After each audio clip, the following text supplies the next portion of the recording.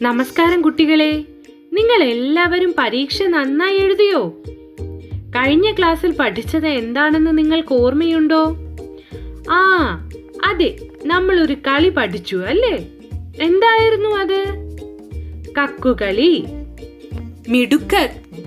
ഇന്ന് കളിയും കാര്യവും എന്ന യൂണിറ്റ് 6-ലെ പട്ടം എന്ന ഒന്നാമത്തെ പാഠമാണ് നാം പരിചയപ്പെടാൻ പോകുന്നത്.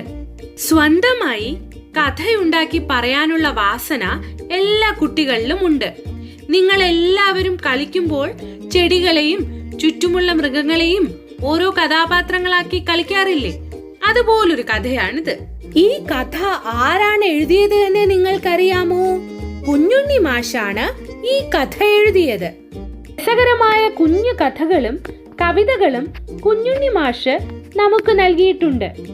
ചെറിയ കവിതകളിലൂടെയും കഥകളിലൂടെയും ഒരുപാട് വലിയ കാര്യങ്ങൾ അദ്ദേഹം കുഞ്ഞുങ്ങൾക്ക് പകർന്നു നൽകിയിട്ടുണ്ട്. കുഞ്ഞുണ്ണി മാഷിന്റെ ചില കവിതകൾ നിങ്ങൾ കണ്ടോ? കുഞ്ഞുണ്ണിക്കൊരു മോഹം, എന്നും കുഞ്ഞായിട്ടു രമിക്കാൻ, കുഞ്ഞുങ്ങൾക്ക് രസിച്ചിടുന്നൊരു കവിയായിട്ടു മരിക്കാൻ. സത്യമേ ചൊല്ലാവൂ, ധർമ്മമേ ചെയ്യാവൂ, നല്ലതേ നൽകാവൂ, വേണ്ടതേ വാങ്ങാവൂ. അടുത്തത് കണ്ടോ? പൂച്ച നല്ല പൂച്ച, വൃത്തിയുള്ള പൂച്ച, പാല് വച്ച പാത്രം വൃത്തിയാക്കി വച്ചു. ഇനി നമുക്ക് പാഠഭാഗം നോക്കിയാലോ? കാട്ടിൽ പട്ടം പറത്താൻ പോയ ഒരു കുട്ടി ഒരു കരടിയെ കാണുന്നു. പിന്നീട് എന്താണ് സംഭവിച്ചത് എന്ന് നമുക്ക് നോക്കാമോ? പട്ടം.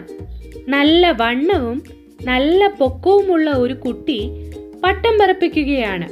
പെട്ടെന്ന് പട്ടം ഒരു മരത്തിന്റെ അറ്റത്തെ കൊമ്പിൽ തങ്ങി. ഒരു കരടിക്കുട്ടി ആ മരത്തിന്മേൽ ഇരിക്കുന്നുണ്ട്. മനുഷ്യക്കുട്ടി ആ കരടിയോട് പറഞ്ഞു, ആ പട്ടമൊന്ന് താഴെയിട്ട് തരൂ. കരടിക്കുട്ടിക്ക് മനുഷ്യരുടെ ഭാഷ അറിയില്ല. അതിനാൽ അവൻ കുട്ടിയുടെ നേരെ മിഴിച്ചു നോക്കിക്കൊണ്ട് ഇളിച്ചുകാട്ടി. നീ എടുത്തു തന്നില്ലെങ്കിൽ വേണ്ട, ഞാൻ തന്നെ കയറി വന്ന് എടുക്കാം. കുട്ടി വിളിച്ചു പറഞ്ഞുകൊണ്ട് മരത്തിന്മേലേക്ക് കയറാൻ തുടങ്ങി. ഒരു മനുഷ്യക്കുട്ടി താനിരിക്കുന്ന മരത്തിന്മേലേക്ക് കയറി വരുന്നത് കരടിക്കുട്ടിക്ക് ഇഷ്ടപ്പെട്ടില്ല. അതിനാൽ അവൻ കുട്ടിയെ പേടിപ്പിച്ച് താഴെ ഇറക്കാൻ മുരണ്ടുകൊണ്ടിരുന്നു.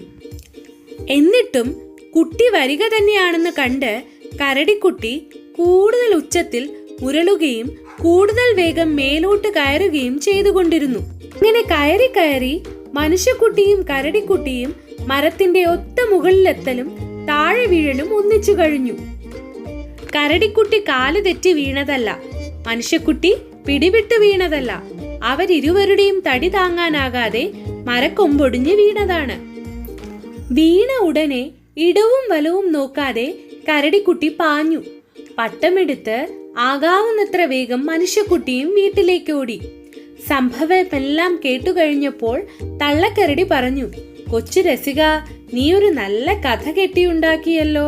മനുഷ്യക്കുട്ടിയുടെ അമ്മ പറഞ്ഞത് ഇങ്ങനെയാണ്: പട്ടം പറപ്പിക്കാൻ കാട്ടിലേക്ക് പോയത് തെറ്റ്, കരടിയുള്ള മരത്തിന്മേൽ കയറിയത് വലിയ തെറ്റ്, വീണിട്ട് കാലൊടിയാഞ്ഞത് ഭാഗ്യം, കരടി നിന്നെ കൊന്നു തിന്നാഞ്ഞത് മഹാഭാഗ്യം.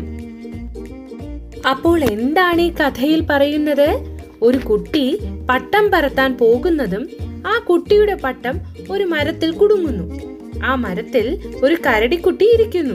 അത് കാര്യമാക്കാതെ കുട്ടി മരത്തിൽ കയറി പട്ടമെടുക്കാൻ ശ്രമിക്കുന്നു. എന്നാൽ കരടിക്കുട്ടിയുടെയും കുട്ടിയുടെയും ഭാരം താങ്ങാനാവാതെ കൊമ്പൊടിഞ്ഞു വീഴുന്നു. കരടിക്കുട്ടി താഴെ വീണതും ഓടി രക്ഷപ്പെട്ടു. കുട്ടിയും പട്ടമെടുത്തു ഉടൻ തന്നെ വീട്ടിലേക്ക് ഓടി. കരടിക്കുട്ടി വീട്ടിൽ ചെന്ന് അമ്മയോട് കാര്യം പറഞ്ഞപ്പോൾ അമ്മ എന്താണ് പറഞ്ഞത്? നിങ്ങളൊന്ന് പാഠപുസ്തകത്തിൽ നോക്കൂ.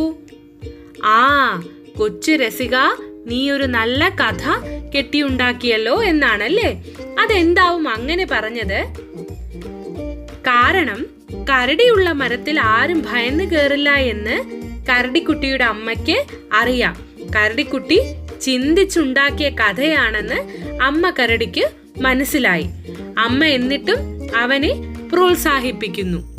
എന്നാൽ മനുഷ്യക്കുട്ടിയുടെ അമ്മ എന്താണ് പറഞ്ഞത്? പട്ടം പറപ്പിക്കാൻ കാട്ടിൽ പോയത് തെറ്റ്, കരടിയുള്ള മരത്തിന്മേൽ കയറിയത് വലിയ തെറ്റ്, വീണിട്ട് കാലൊടിയാഞ്ഞത് ഭാഗ്യം, കരടി നിന്നെ കൊന്നു തിന്നാഞ്ഞത് മഹാഭാഗ്യം. മോൻ പറഞ്ഞത് വിശ്വസിച്ച് അവനെ വഴക്കു പറയുകയും കുറ്റപ്പെടുത്തുകയും ചെയ്തു. അവനോടുള്ള സ്നേഹക്കൂടുതൽ കൊണ്ട് അവൻ പറഞ്ഞ രസകരമായ കഥ അമ്മയ്ക്ക് മനസ്സിലാകാതെ പോയി. നമ്മൾ പലപ്പോഴും കളിക്കുമ്പോൾ പല കഥാപാത്രങ്ങളായി മാറാറില്ലേ? അതുപോലെ തന്നെ മരത്തിലിരുന്ന കരടിക്കുട്ടിയും പട്ടം പറത്തുന്ന കുട്ടിയും തമ്മിൽ കണ്ടപ്പോൾ വീട്ടിൽ ചെന്ന് ഒരു കഥ ഉണ്ടാക്കി പറഞ്ഞതാണ്. നിങ്ങളെപ്പോലെ എന്നാൽ സാധാരണ നമ്മുടെ അമ്മ നമ്മെ വഴക്ക് പറയാറുള്ളത് പോലെ കുട്ടിക്കും വഴക്കു കിട്ടുന്നു. നിങ്ങൾക്ക് എല്ലാവർക്കും കഥ മനസ്സിലായോ? കഥ നന്നായി വായിച്ചു നോക്കണം, എന്നാലേ നിങ്ങൾക്ക് കൂടുതൽ വ്യക്തമാകൂ. ടീച്ചർ ഈ വീഡിയോയോടൊപ്പം പട്ടം എങ്ങനെയാണ് ഉണ്ടാക്കുന്നത് എന്ന വീഡിയോയും അയക്കുന്നുണ്ട്. നിങ്ങൾ എല്ലാവരും മാതാപിതാക്കളുടെ സഹായത്തോടെ ഉണ്ടാക്കി നോക്കണം. പാഠഭാഗത്തിലെ സങ്കല്പിച്ചെഴുതാം എന്ന പഠന പ്രവർത്തനം നിങ്ങൾ തന്നെ നോട്ട്ബുക്കിൽ എഴുതേണ്ടതാണ്. ചോദ്യം വായിച്ച് നല്ലതുപോലെ ചിന്തിച്ച് നിങ്ങളുടെ സ്വന്തം ഉത്തരം തന്നെ എഴുതി ചേർക്കണം. എല്ലാവർക്കും ശുഭദിനം ആശംസിക്കുന്നു. നന്ദി.